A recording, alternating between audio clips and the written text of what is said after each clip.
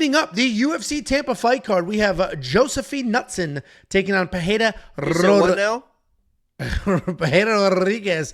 Josephine Knutson is undefeated, 8-0 in her career. She is looking for her third UFC win. Piera Rodriguez, 9-2 in her career, 3-2 in her last 5, and she is coming off the bizarre DQ headbutt over Ariane Carnelozzi.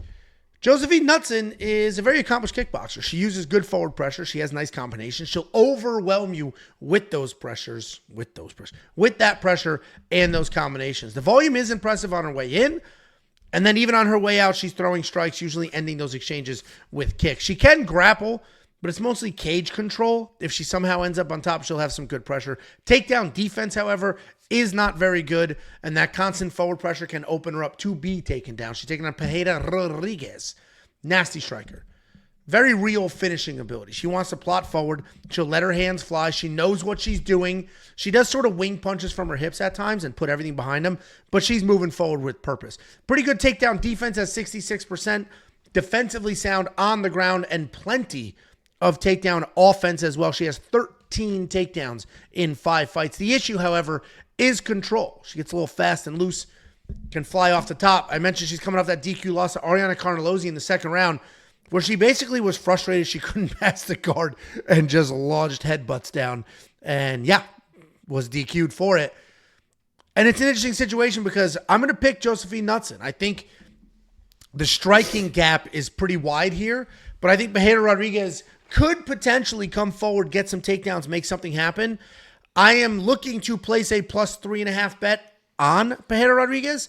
That wasn't available earlier today. As soon as it is available, I will jump on it. She's plus 210. I imagine it's not going to be, plus 100, but we might get a nice minus 125. And the way that math works is all I'm going to need is Piera Rodriguez to win a single round. First of all, she could probably win this fight outright. She can certainly win a single round with the wrestling. I am going to pick Josephine, though. I do just think that range, that length, the striking could potentially have Piera second, third round getting frustrated, not be able to get those takedowns. What do you think, Jakey Boomba-Lots?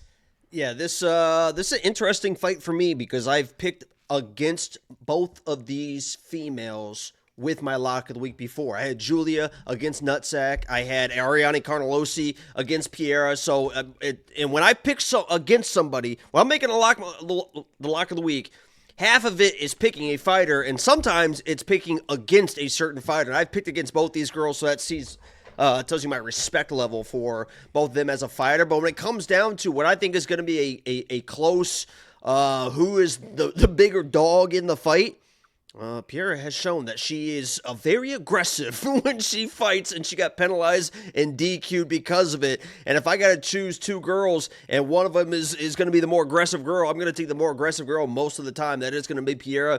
Nutsack in that fight was, I have no idea. She is due for bad scorecard karma because I have no idea how she won that fight versus my lock of the week, Julia. They gave her the first round. The first round ended with her fully mounted, eating elbows for 20 seconds, and if there was 10 more seconds in that round, she would have fucking got finished, and they gave her that first round. I saw what Julia could do, who is also kind of a bad bitch, kind of bullied Nutsack when it actually mattered, and I think Piera could do the same. Obviously, if the fight goes longer, I think those takedowns are going to be a little bit tougher, but I think she can get those takedowns. She's pretty nasty, so I'm going with the dog here. Yeah, it's not a terrible pick. That's why I like the plus 3.5, a little more conservative than you are. I think Josephine Knutson's range can be a bit of a problem, but she doesn't defend takedowns very well. And Piera comes forward and bullies and works takedowns. So that could absolutely be the difference here. It's going to be an interesting main card or fight card opener because we have a very wide DraftKings fantasy line. I am not touching Josephine at $8,800. What the hell are you laughing at? That Veronica Vaughn is one piece of ace. Got it on. No, you didn't. No, I didn't. But imagine.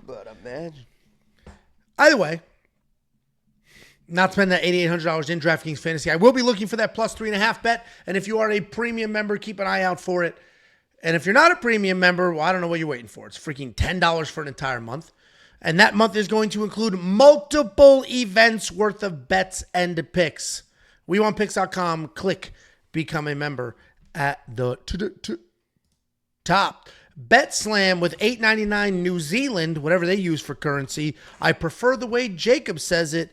Wink, you are a married man. BetSam, get it together. Tighten it up.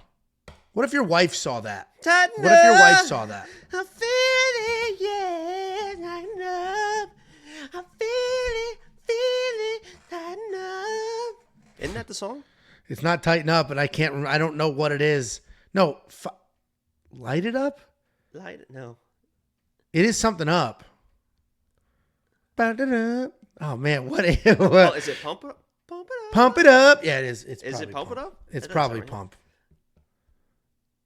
It's got to be pump. Up the jam, pump it up. Now y'all pumping.